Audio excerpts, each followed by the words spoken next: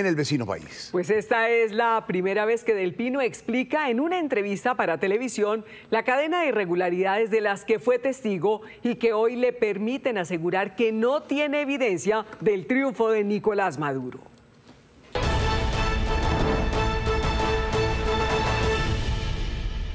Señor Juan Carlos Del Pino, rector principal del Consejo Nacional Electoral de Venezuela, es un gusto saludarlo y gracias por atender a Noticias Caracol y a Blue Radio.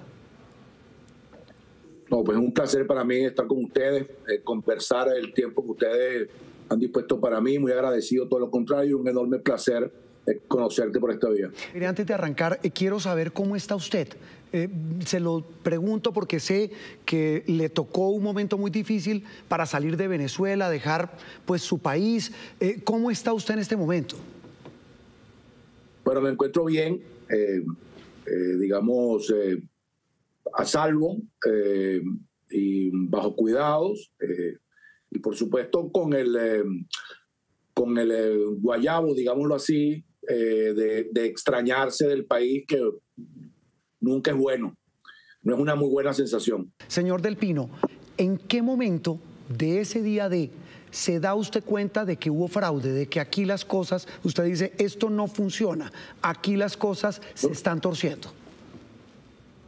Pero es que no se trata exactamente de fraude, sencillamente a la hora que yo recibo una invitación a una reunión, digamos, técnica, en donde se me comunica que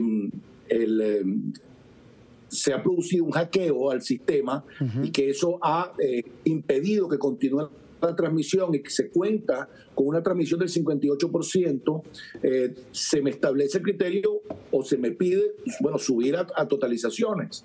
Yo me niego sencillamente porque, amén de que el 58% no es lo que tradicionalmente se hace, tú declaras el resultado después de transitado por encima del 95%, era la costumbre, de tal manera que la tendencia hubiese sido, digamos, irreversible, además de las incidencias que ya estaba yo recibiendo respecto a la cantidad de no pocos centros sí, de testigos que fueron desalojados de los centros y de otra cantidad de testigos también bastante importantes que no contaban con las actas en la mano o que no se había producido la transmisión del código QR, por lo que entonces yo me niego a subir a la sala de totalización, porque al final no sé con qué me voy a conseguir allí y hay un margen de votación demasiado grande como para que eso generara entonces el boletín que se dio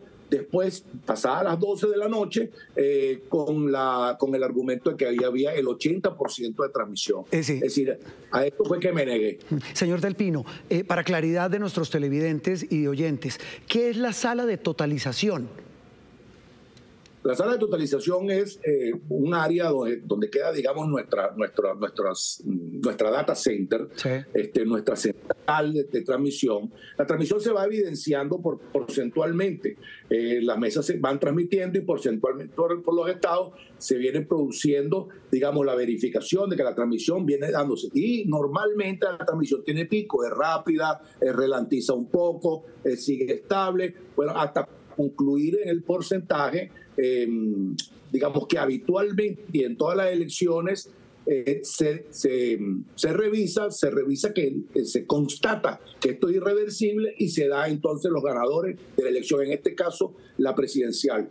El problema que yo viví es que era muy poca la transmisión que me decían que existía, más las incidencias que habían, es decir, no iba a leerse exactamente la totalidad que se necesitaba.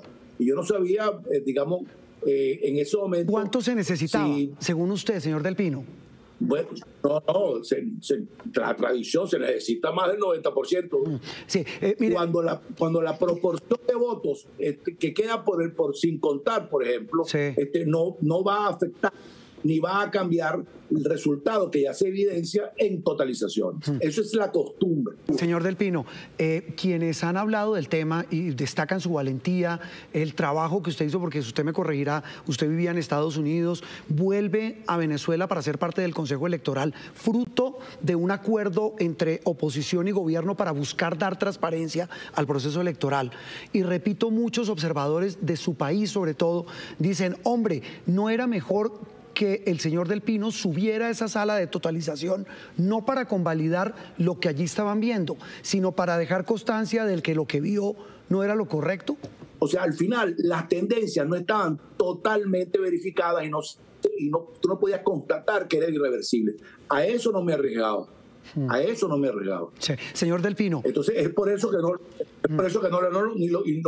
no lo volviera a hacer. Sí. Justamente. Además, déjame aclararte, claro, es que yo no solamente yo tomé la decisión, sino que es que yo llamé a la oficina del candidato presidencial de la oposición. Sí. Y hablé con uno de sus políticos. Yo llamé al secretario general del partido de la principal postulación del candidato de la oposición. Llamé a la gente con la que me he sentido vinculado siempre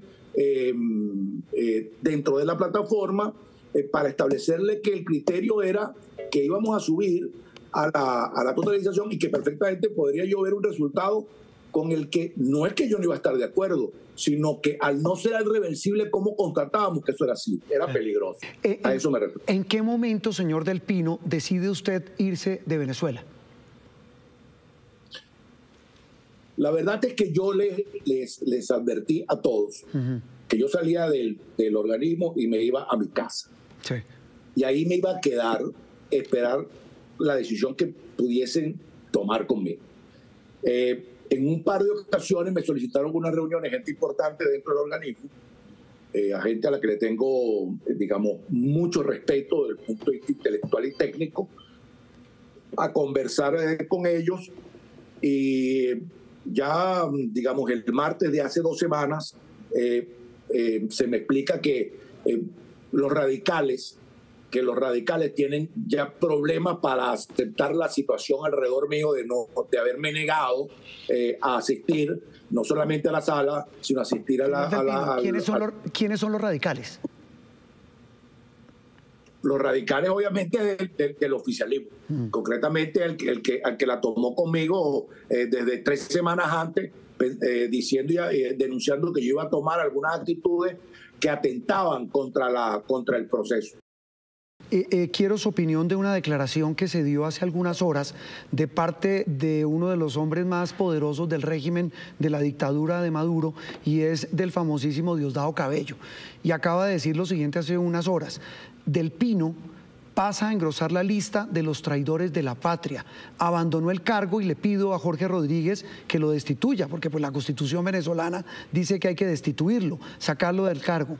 Y mire lo que dice y quiero su opinión. No tiene nada, porque si tuviera algo reconocería la victoria de Nicolás Maduro. Yo tengo elementos carácter técnico, sí, la auditoría y el acta que se levantó en totalizaciones y que da clara evidencia que el hackeo pudo no haberse producido nunca. Usted tiene cómo demostrar que no hubo hackeo. ¿Tiene elementos? Ni siquiera lo tengo yo, es que la oposición tiene esos elementos. Tiene esa acta de auditoría y tiene esa acta firmada por todos los auditores y tiene el estudio que se hizo de eso. Esto lo tiene la oposición. Mañana en nuestra primera edición de Noticias, la totalidad de la entrevista de nuestro director Juan Roberto Vargas con Juan Carlos Del Pino, primicia mundial de Noticias Caracol. Mientras tanto, en Venezuela, el régimen de Maduro podría ordenar la captura del opositor Edmundo González si no va mañana a la fiscalía. Por otra parte, Estados Unidos señaló al gobierno de manipular los resultados de las elecciones